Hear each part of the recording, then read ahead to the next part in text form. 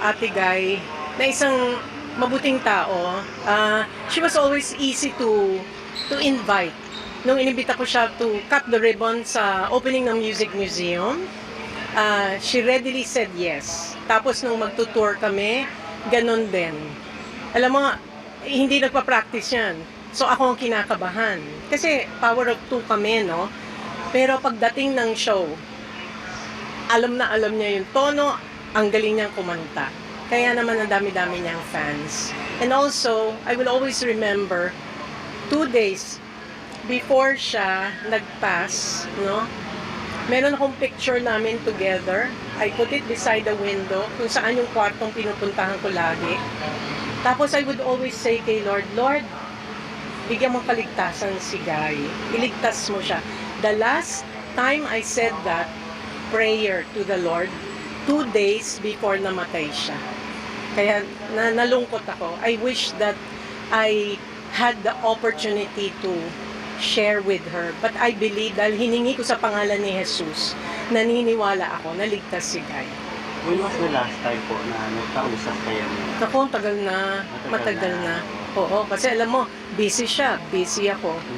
Kaya dapat hindi tayo masyadong busy para sa mga tao nating minamahal. Making time.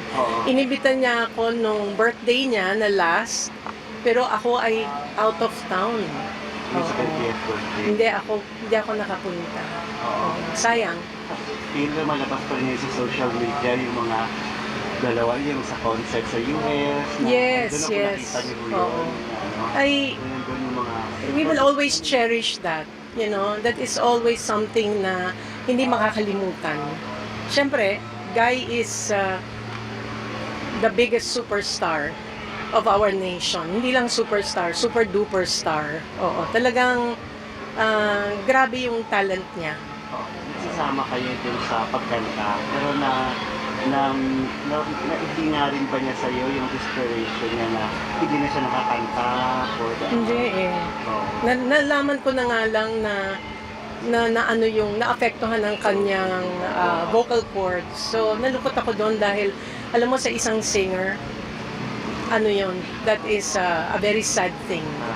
Oo, hindi naman pinatay, parang pinatay, hindi naman ganon. Pero ibig sabihin, ano yun eh, joy mo yun eh. Treasure mo yun that you were able to sing. No? Kung hindi niya maliigit ang memory. Well, as I said, ang dami naman kasi, ang dami.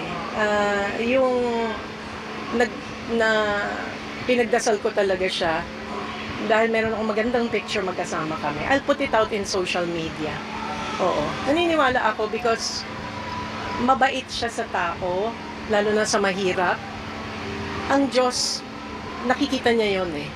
So, hindi niya papabayaan ng taong ganun. What have you learned from Ate Guy? Na ano? What is the most unforgettable thing that you learned from Ate Guy? That I learned from Ate Guy?